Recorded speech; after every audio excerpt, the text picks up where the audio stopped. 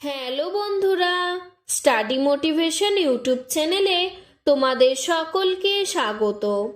আজকের আলোচনার বিষয় হলো বাংলা অনুচ্ছেদ রচনা শরৎকাল।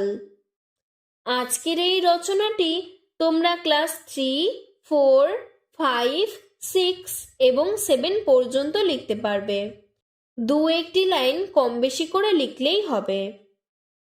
শরৎকাল বাংলার ঋতু পর্বের তৃতীয় ঋতু হল শরৎ ঋতু। বর্ষার আবহাওয়া কেটে যাবার পর নির্মল নীল আকাশ নিয়ে আসে শরৎকাল। কবির ভাষায় এসেছে শরৎ হিমের পরশ লেগেছে হাওয়ার পরে, সকাল বেলায় ঘাসের আগায় শিশিরের রেখা ধরে।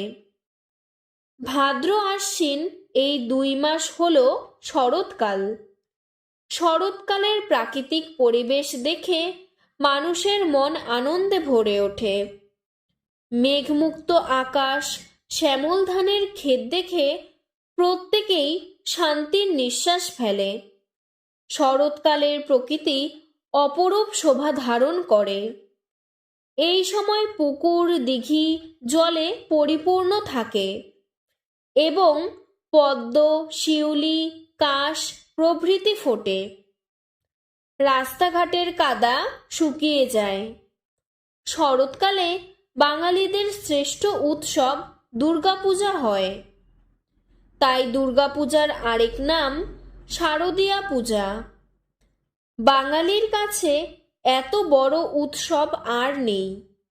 এই উৎসবকে কেন্দ্র করে মানুষের মনে কত কল্পনা।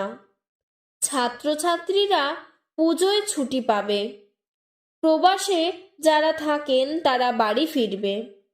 আবার অনেকেই এই সুযোগে দূরে কোথাও বেরিয়ে আসে। আকাশে ফুটে ওঠে সোনাঝরা রোদ এবং রাতের নির্মল আকাশে চাঁদের আলো।